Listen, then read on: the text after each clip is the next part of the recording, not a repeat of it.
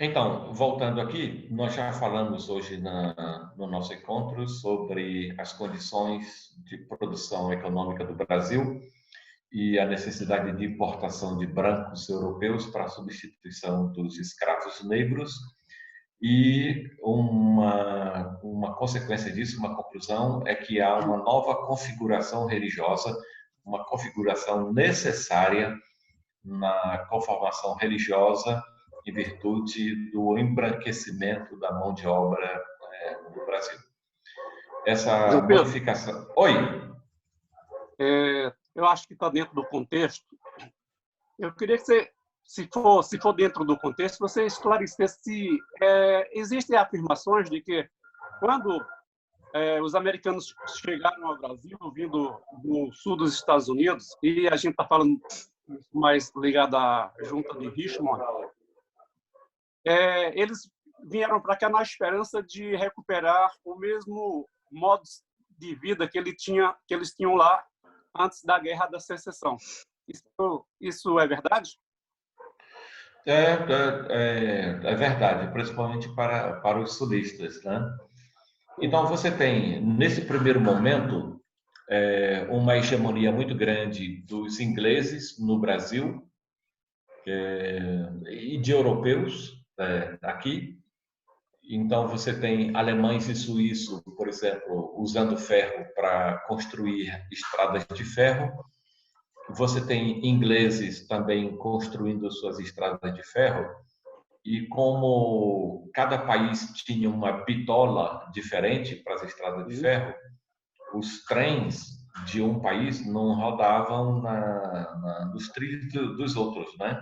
Sim. Então, cada um anda no seu próprio trilho. Isso faz parte dessa vivência plural de outros países aqui no Brasil. Os Estados Unidos aparecem mais tarde aí, por causa do interesse deles no café, que eles passam a ser os principais importadores de café e açúcar do Brasil. Daí o interesse deles. E certamente os Estados Unidos também está, a partir da independência que eles têm dos Estados Unidos em 1776, eles começam a não cooperar, mas competir com a Inglaterra, Sim. de quem eles se independizaram, não é?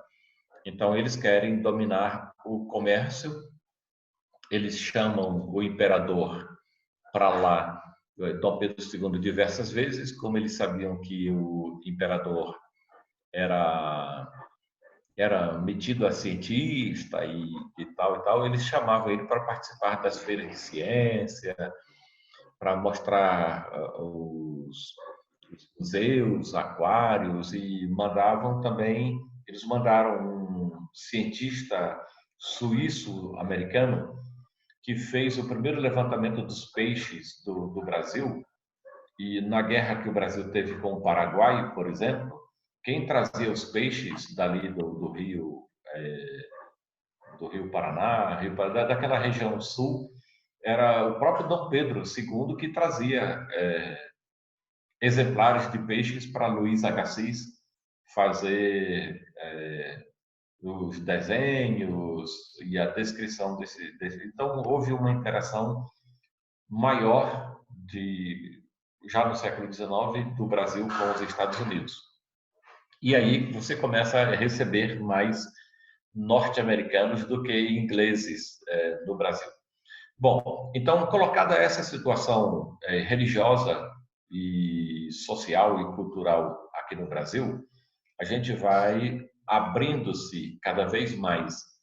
Mas aquele decreto de 1810 e as capelas de 1819, uma nova Constituição em 1824, vai dando mais direitos para os estrangeiros aqui no Brasil. Eles podem ter suas capelas, podem ter seus cultos, mas não podem pregar em português, não pode ter brasileiro convertido e tal. Mas os direitos não são dados a todos. Por exemplo, um estrangeiro poderia chegar casado no Brasil, mas não poderia casar. E isso causou transtornos MIS, como diria Vicente Mateus, né? Então, o estrangeiro no Brasil não podia casar, não podia ter registro de nascimento.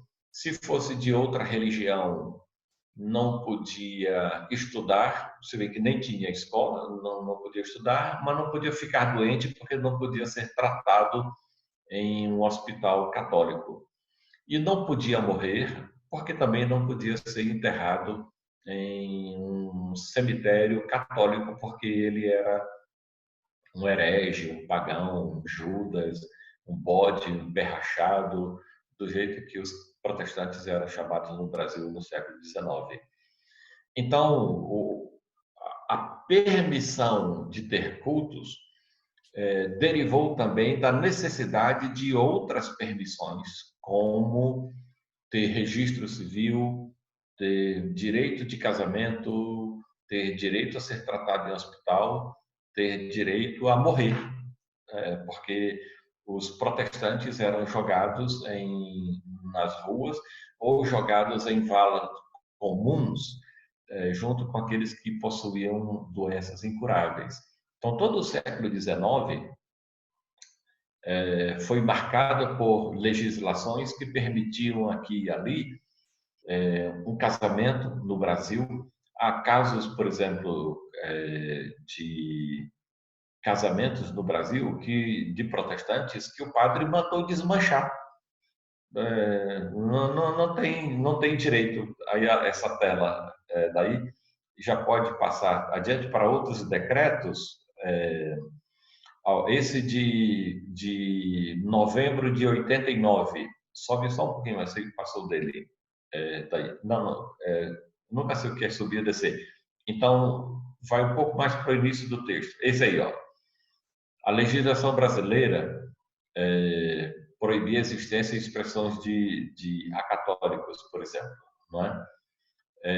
Por quê? Os cemitérios não podiam receber protestantes mortos.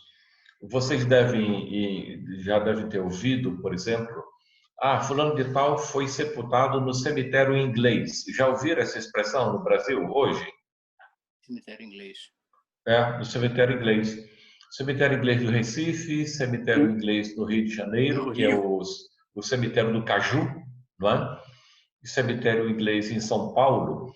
Essa designação cemitério inglês eram pedaços de terra que o imperador vendia, porque ele não podia dar, vendia para protestantes, para que os protestantes pudessem ser enterrados.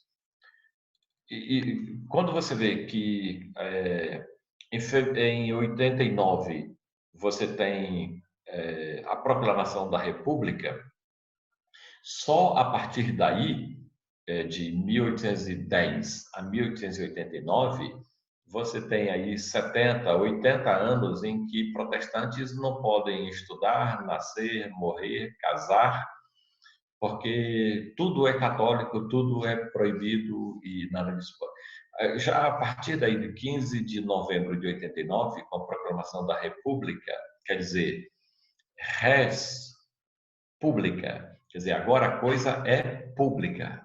Res, em latim, é coisa pública. Não é mais católico, é público. Isso quer dizer que todas as pessoas têm direito de morrer e ser enterrado em qualquer cemitério, porque o cemitério é agora administrado pela municipalidade e não mais pela igreja. Daí.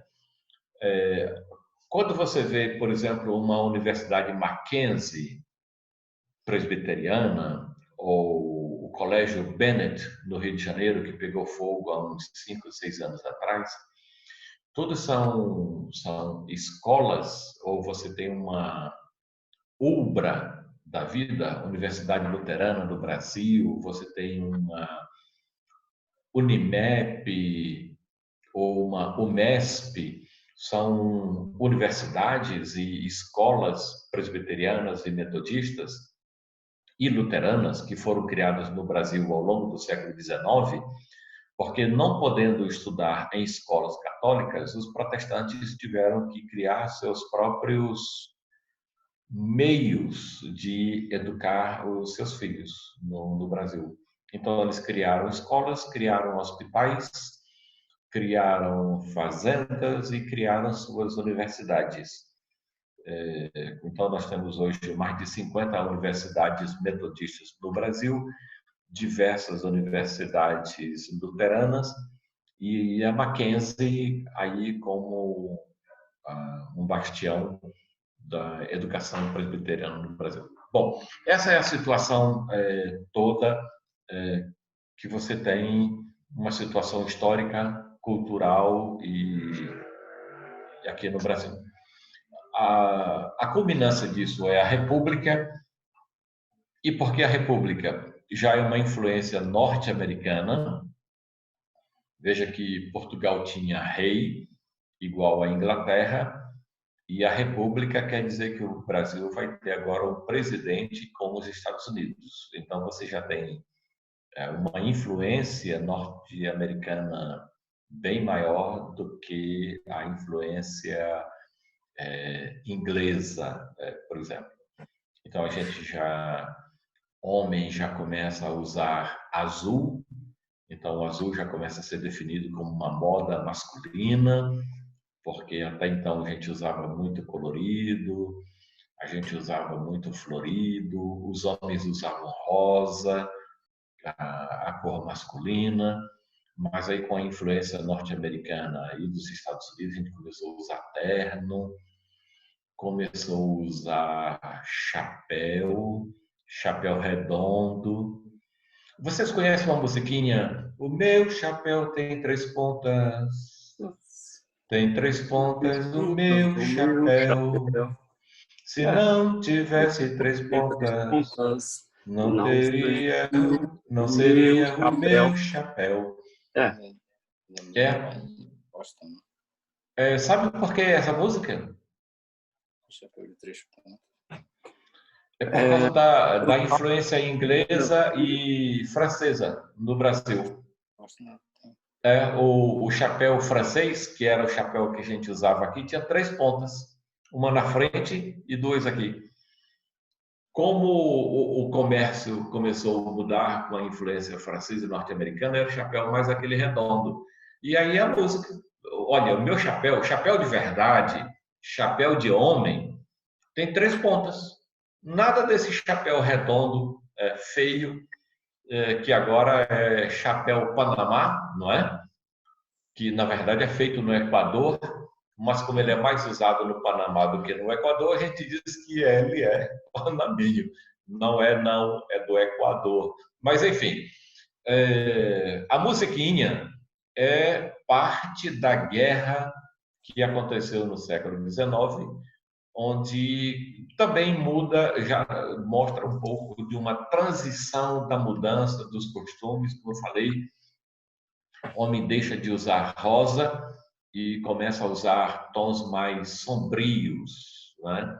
As mulheres usavam azul ou preto, porque o azul ou preto conferia a elas uma certa serenidade, não é? Uma certa serenidade. Elas usavam um chapéu na cabeça, aquele véuzinho que vinha até aqui, é uma semiburca, não é? Chapéu com aquele negócio aqui e preto, porque era uma senhora respeitável, não é? Tudo isso é influência. Bom, aí os Estados Unidos começam a dominar mais o comércio brasileiro, é um pouco mais perto, e os Estados Unidos têm mais interesses no Brasil agora do que os próprios Estados Unidos. Nos Estados Unidos, falei domingo passado, os protestantes estão em guerra, o norte, mais educado, já libertou seus escravos, é mais industrializado, o sul é mais agrícola e plantam fumo, plantam laranja, e fumo e laranja traz um interesse muito grande dos sulistas para cá. Em 1845, os batistas do norte decretaram que eles não aceitariam as igrejas do sul dos Estados Unidos porque tinham escravo. Eles achavam que um crente verdadeiro não devia ter mais escravo. Como os sulistas eram escravagistas, plantadores de fumo e de laranja, há um interesse muito grande pelo sul do Brasil, por causa da terra roxa, ali em São Paulo, na região de Campinas, Pederneiras, aquilo que a gente chama hoje de Americana, Santa Bárbara do Oeste, aquela parte do meio oeste e oeste de São Paulo. Mas eu falei também no domingo passado o interesse muito grande em Belém do Pará, em Belterra, Santarém e numa cidade que foi criada, Fordlândia, né, no Brasil. Bom, esse é o cenário que faz com que os protestantes venham aqui no Brasil. Professora Gisela, a gente normalmente trata o movimento protestante no Brasil basicamente em 3 áreas, ou com 3 nomenclaturas, dando conta de 3 fases do protestantismo no Brasil. O protestantismo de invasão, protestantismo de imigração e protestantismo de missão. Então, vamos lá.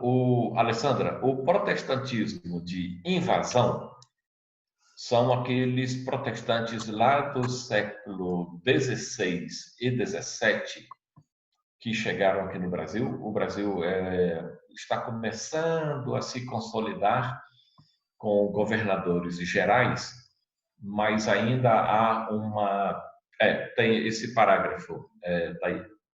A partir da abertura dos portos, alemães, suíços, ingleses e norte-americanos fundaram suas comunidades que vieram para cá. E aí, então, temos essa tipificação do protestantismo. O protestantismo de invasão é aquele protestante são aqueles protestantes que estiveram aqui no Brasil no século XVI, basicamente os huguenotes, que são protestantes franceses, com a inauguração da França Antártida, não é? No Rio de Janeiro, em 1555. Basicamente a igreja francesa, não é? Eles chamaram de huguenotes por causa do Besançon Hugues. É Hugues, Gisela, que se chama? Não, pastor, é Hugues. Hugues. Poxa. Oui. Esse nome aí que vocês estão vendo, eles eram chamados de huguenotes. Eu expliquei domingo passado que geralmente as igrejas protestantes têm um apelido, então eles são metodistas, menonitas, huguenotes, batistas, presbiterianos, não é? Então, em 1555, no Rio de Janeiro, naquilo que a gente já tem chamado Rio de Janeiro, já tinha igreja francesa de protestantes franceses. O catolicismo era muito forte na França e os huguenotes foram muito perseguidos.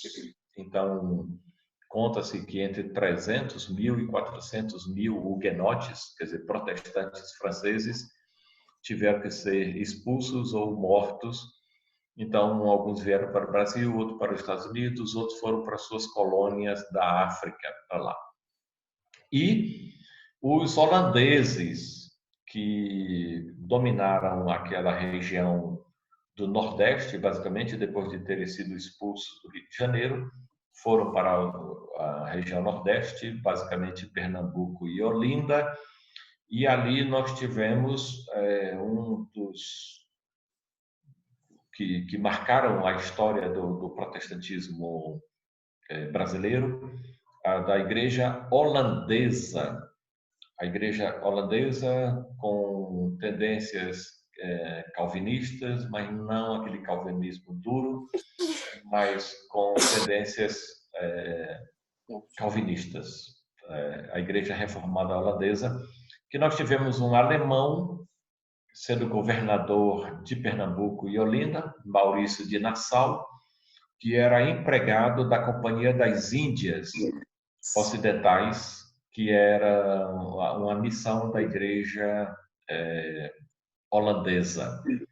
Eu fico imaginando se nós tivéssemos, se esse negócio tivesse vingado e a gente tivesse sido colonizado 2 ou 3 séculos pelos holandeses. Mas, enfim, e quando Maurício de Nassau foi governador ali em Olinda, em Pernambuco, ele, diferentemente do Brasil, ele instituiu a liberdade religiosa. Então, você tinha, por exemplo, vizinhas, uma das outras, você tinha uma sinagoga de judeu no século XVII, uma igreja protestante e uma igreja católica, uma do lado da outra, em Olinda e Recife. E uma curiosidade é que Maurício de Nassau, já no século XIX, promulgou uma lei de proibir jogar papel no chão. Vocês não vão acreditar nisso, mas é verdade. É proibido jogar papel no chão, é proibido jogar lixo no chão no século XIX. O cara estava bem na frente. Bom, isso só para dizer que o protestantismo no Brasil não chegou só no século XIX, chegou antes, chegou no século XVI com os franceses, chegou no século XVII com os holandeses. No século XIX, que é aquele que a gente já viu com a abertura dos portos, com a abertura do comércio, que a gente chama de protestantismo de imigração. Imigração porque estavam chegando agora aqueles brancos europeus, ingleses, suíços, alemães, poloneses, letões, russos, os parentes da Gisela aqui. Então, esse protestantismo de imigração, são luteranos, anglicanos, batistas, menonitas, russitas e tudo, eles estão chegando aqui. Mas como existia uma proibição de você falar do evangelho para o brasileiro, eles ficaram ali, se juntavam ingleses com alemães, frequentavam seus cultos, faziam um culto em inglês ou em francês, que era a língua oficial estrangeira no século XIX, era tudo francês, mas não tinha pregação para brasileiros, como nós já vimos. Mas por causa da influência inglesa e norte-americana, a mudança de leis no Brasil fez com que eles começassem, inclusive, a desobedecer à ordem imperial e começaram a pregar em português para portugueses e brasileiros. E aí, então, vem a terceira nomenclatura de protestantismo de missão, porque aí você começa a ter também missionários, já de agências missionárias, que vão para o mundo todo para pregar às pessoas. Bom, só fazer um intervalinho aqui. Seguinte, vocês estão acompanhando, o negócio está muito feio. Como é que está aí? Eu estou adorando a aula, pastor. Tá muito bom. Eu gostaria de dar as boas-vindas para o Wagner, viu? O Wagner está aqui conosco, marido da Loiane. Seja muito bem-vindo. Bem-vindo. Isso. Bom dia. João Pedro, você não falou da influência holandesa em São Luís. Então, Obrigado, é que pessoal, eles estiveram pouco tempo lá, então não tem grande influência, e eu estava querendo mais falar da influência já para o lado protestante, não é? Sim. São Luís teve com Villiers-Gaillon, Daniel de Latouche, eles são mais franceses protestantes, fundadores da cidade, mas também foram expulsos de lá por causa digamos assim, os franceses e holandeses aproveitaram que o rei Dom Henrique faleceu e ficou sem rei. E aí Portugal teve que aceitar um rei espanhol, que era rei de Espanha e rei de Portugal. Uhum. Como a Holanda estava em paz com Portugal e em guerra com a Espanha, quando o rei espanhol começou a dominar Portugal, Espanha e Brasil, proibiu o comércio com a Holanda. A Holanda disse: eu não vou ficar sem café e açúcar, não é? Claro. E aí eles guerrearam contra a Espanha e daí é que essa invasão de terras brasileiras, e não à toa para Recife e Olinda, que era o centro ali da plantação daquele tempo, da plantação da cana-de-açúcar, não é? Perfeito. Bom, voltando aqui, então, você tem uma influência grande norte-americana, um interesse norte-americano muito grande no norte do Brasil, com a borracha, e no sul do Brasil, com cana-de-açúcar e laranja. Os Estados Unidos está em guerra interna, que nós chamamos da Guerra da Secessão, que é 1861 a 1865, basicamente ao mesmo tempo que o Brasil está com uma guerra com o Paraguai.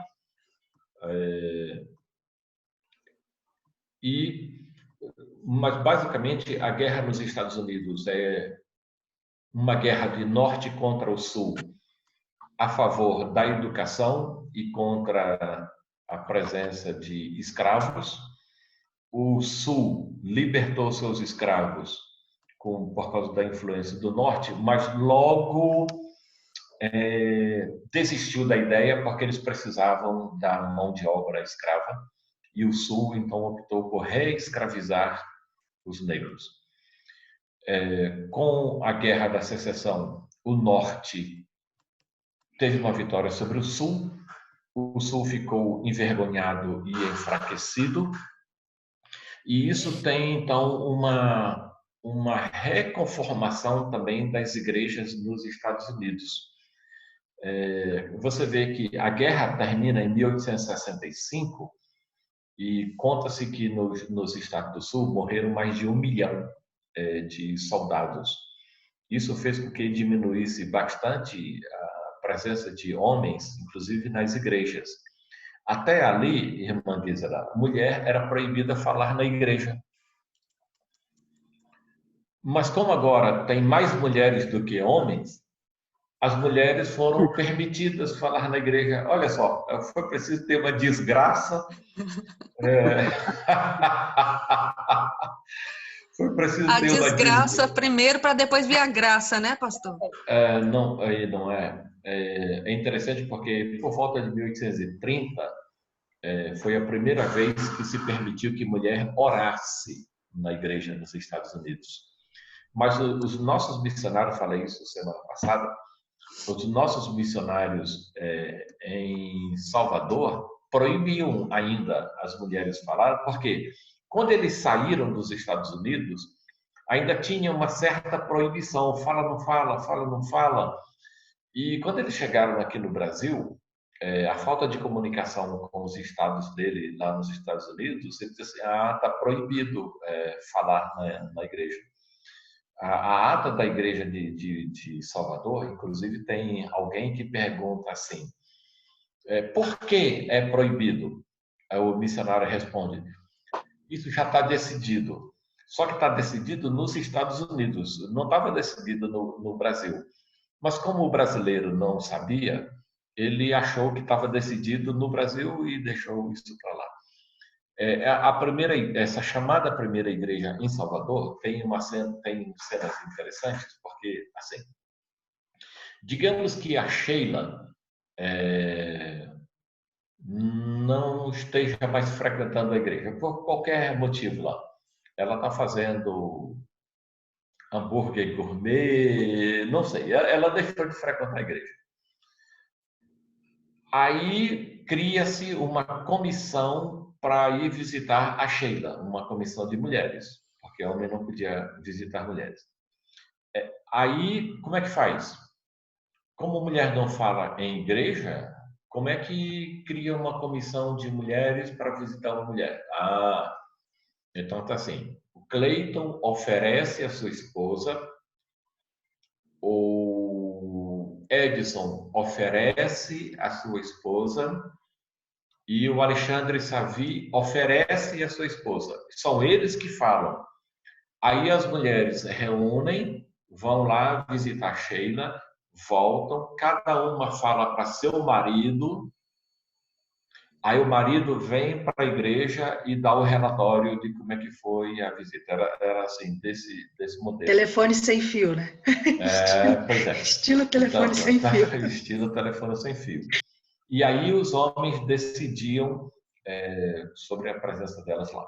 Bom, o protestantismo de missão quer dizer, então, que há também uma nova configuração nas igrejas. Vamos colocar aqui 1792. 1792, isso não está na apostila. É a criação da primeira sociedade missionária com William Carey Taylor, um inglês que queria pregar o evangelho na Índia. Como a Inglaterra tem um interesse muito grande na Índia, durante muito tempo, até o século XX, ele sentiu a necessidade de levar o evangelho à Índia. Naquele tempo, as igrejas não tinham nenhum trabalho missionário, nenhum interesse missionário, porque eles achavam que, como Deus era soberano, lembra que eu falei domingo passado sobre o calvinismo que enfatizava a soberania de Deus sobre o mundo?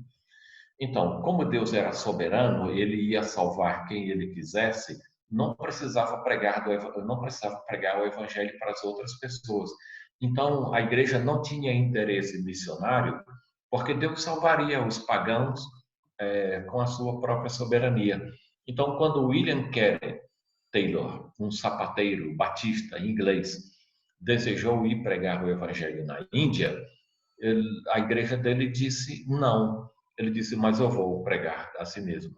Então, foi a partir dali que se criou o movimento de missões modernas, 1792. Então, logo chegou o século XIX, isso cresceu muito nos Estados Unidos. Os Estados Unidos têm interesse de que a cultura norte-americana se expanda para o mundo todo também, e as agências missionárias passam a ser muito fortes nos Estados Unidos, muito fortes. Então, eles fazem isso através de missões propriamente ditas ou fazem isso através do esporte pela Associação Cristã de Moços. Aqui no Brasil, você quando vê uma ACM da vida, ali na L2 Sul, você pensa que aquilo ali é só uma academia de ginástica. Hoje é.